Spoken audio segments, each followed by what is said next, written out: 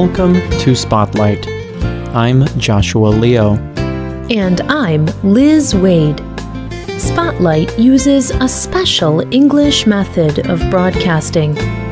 It is easier for people to understand, no matter where in the world they live.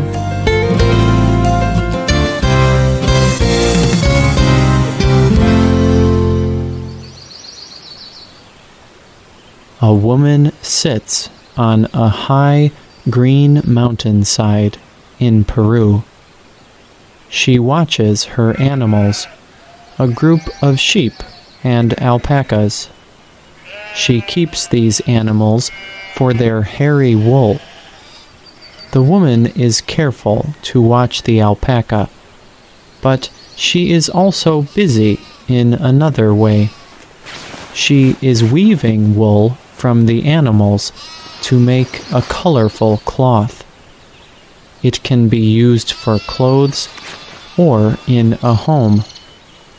She learned this traditional skill from her mother, and she continues to teach her daughters and other women in her village. She hopes that weaving cloth will create a better future for her community.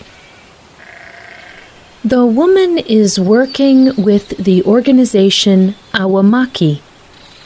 Awamaki supports native Quechua communities in Peru. These traditional communities are very poor, but they have a deep cultural history to share with the world.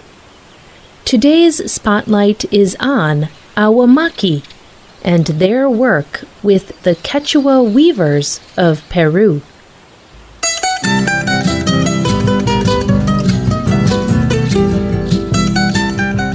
The Quechua people live in the high Andes Mountains in Peru, Bolivia, Ecuador, Argentina, and Chile.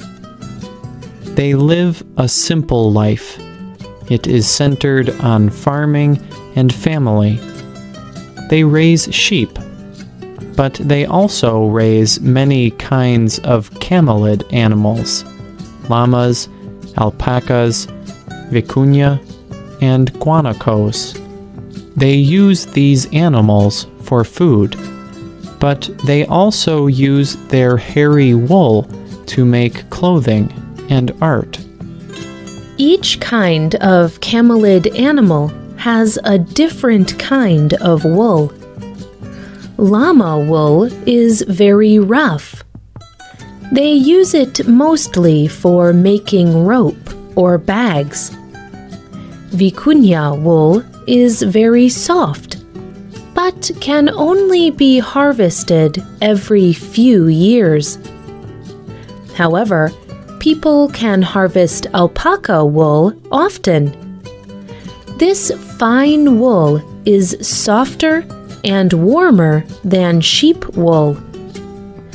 Baby alpaca wool is the softest and most valued alpaca wool. It is used for fine clothes and scarves for warmth. The Quechua people also use the wool from these animals to make weavings.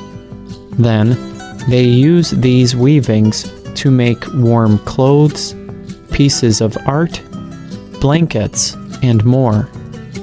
The images in Quechua weavings are shared through generations. A weaver repeats images again and again in a weaving. Weavers choose images for their meaning and history. These images include animals, plants, gods, people from history, water, and the stars. The image may not be clear immediately. For example, the whole animal may not appear. The weaver may only show the marks from its feet. A talented weaver combines many different images.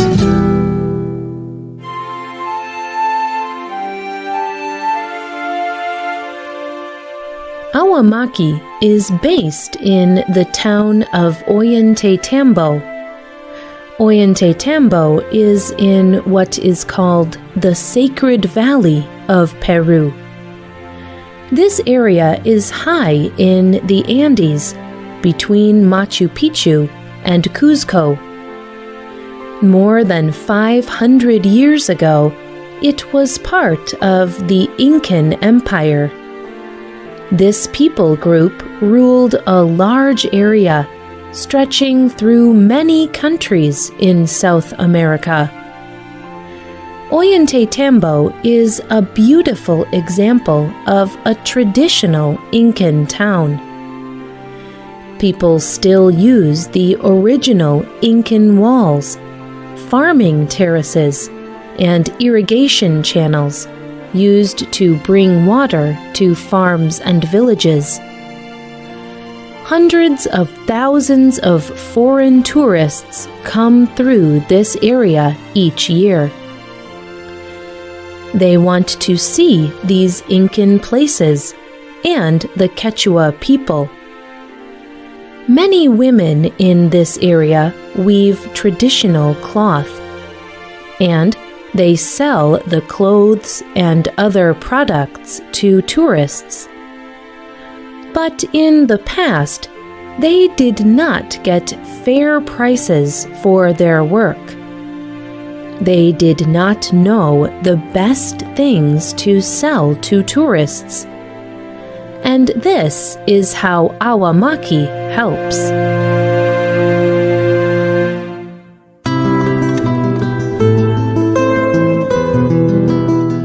Awamaki has 4 main goals. First, they want to make sure the tradition of Quechua weaving continues. They are helping the Quechua women bring their work to the market and get a fair price. Second, Awamaki wants to help the women sell their work around the world. They sell the traditional weaving and clothes over the internet.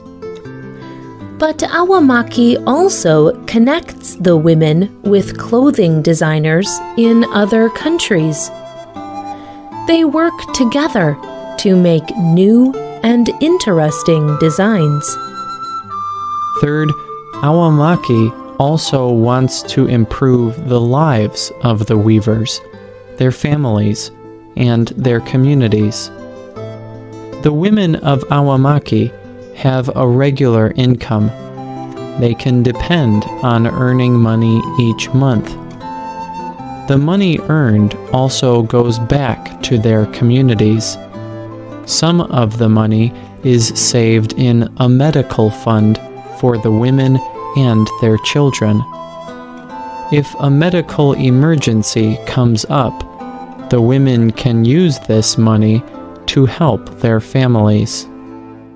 Finally, Awamaki is helping to save traditional weaving methods. To weave their cloth, Quechua weavers use a backstrap loom. This kind of weaving is special to Quechua weavers. A weaver working with this loom will sit on the ground. One end of the loom attaches to a pole or stick in the ground.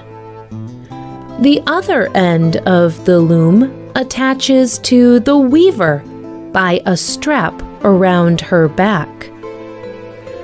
The backstrap loom is very easy to carry. A weaver can roll it up and take it with her. If she is watching her sheep or llamas in the field, she can bring her loom. If she is visiting friends, she can bring her loom. Awamaki wants to protect this way of weaving.